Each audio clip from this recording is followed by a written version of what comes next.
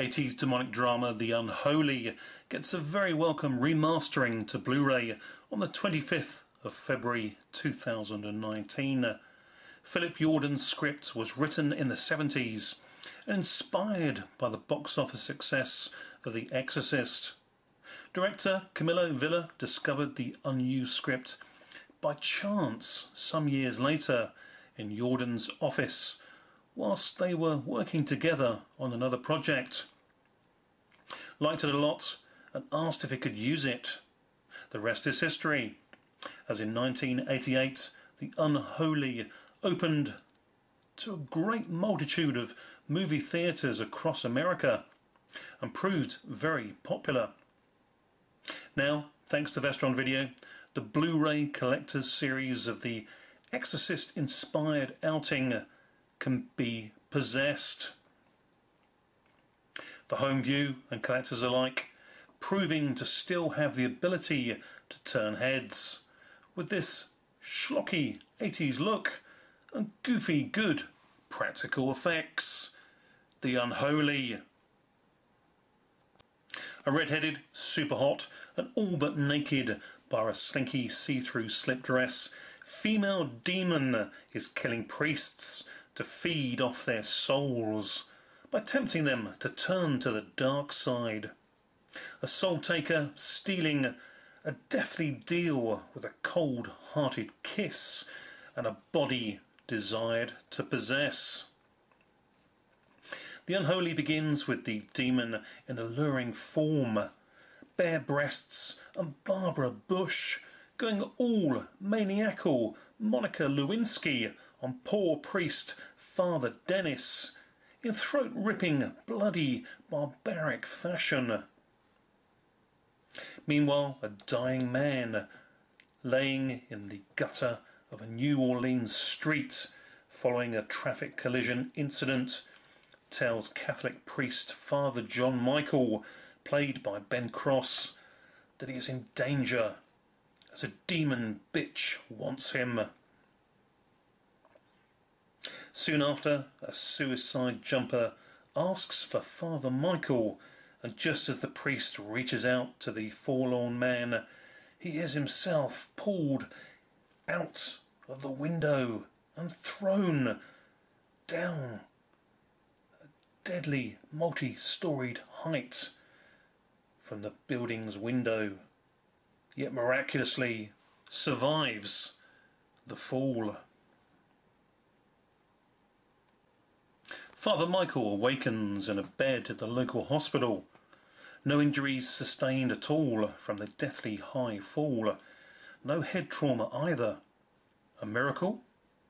As he comes to, Father Michael is greeted by his superior Archbishop Mosley, played consummately well by the instantly recognisable Hal Holbrook. Neither can fully comprehend how Father Michael has survived the fall, but it has been ordained that Father Michael shall be granted his own parish.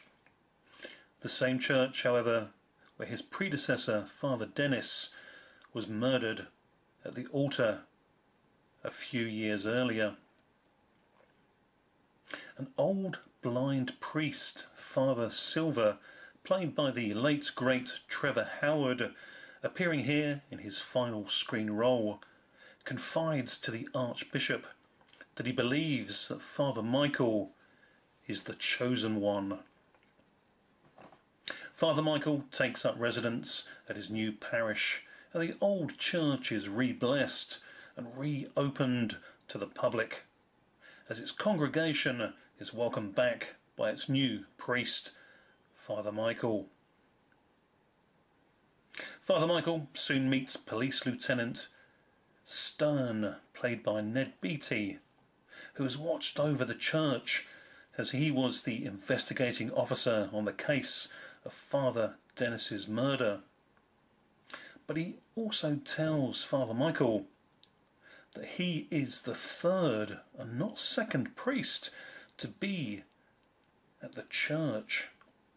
Another priest, Father Collins, was also killed there at the same site.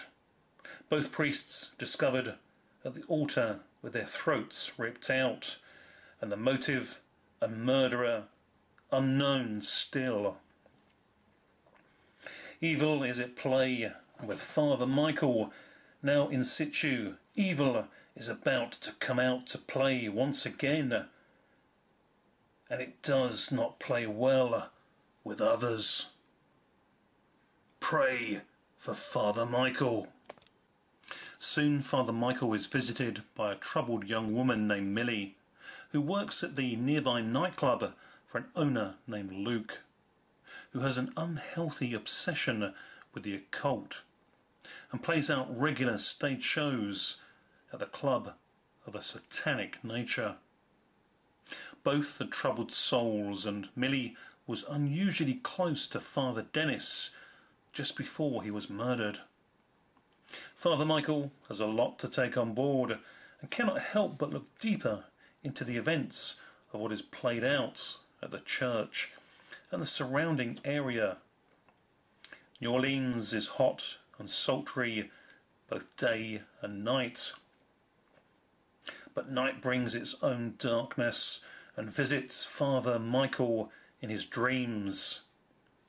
The red-headed demonic vixen sets out to take the priest's virtues and feeds off sin.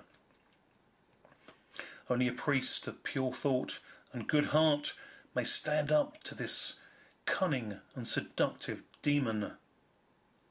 Father Michael must stave off temptation and remain true to his vows. It doesn't help when the voluptuous Nicole Fertier is flaunting her flawless naked body front and centre of screen, and then you receive a phone call from hell from the murdered Father Dennis.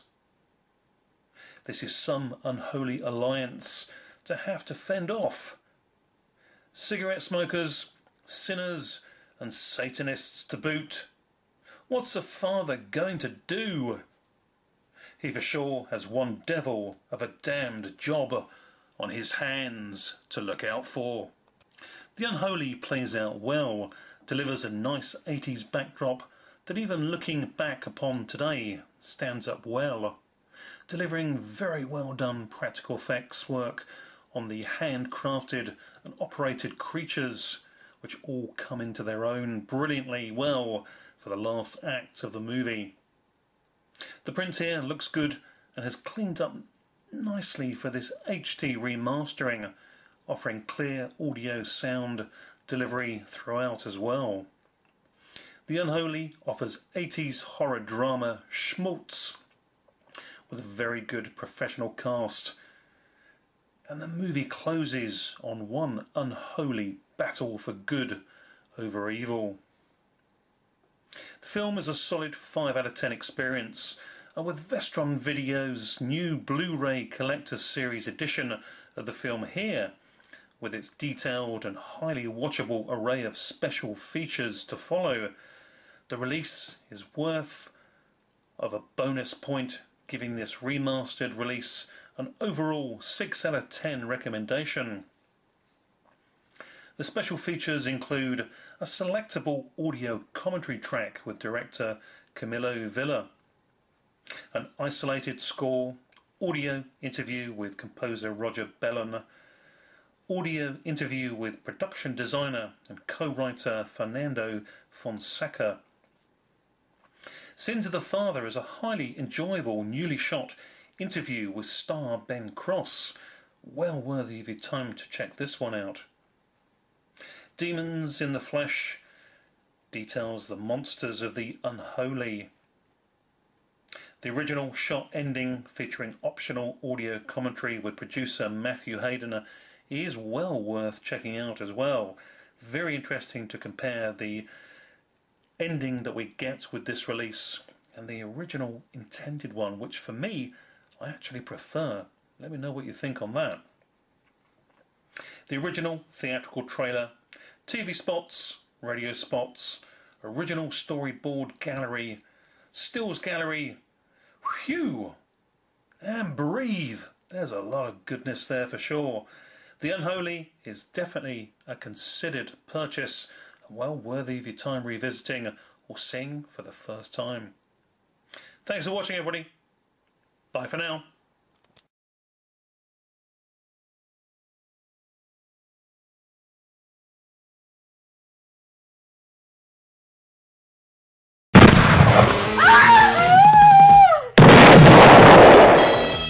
Buckaroo Bonsai is pure nutty fun. Okay.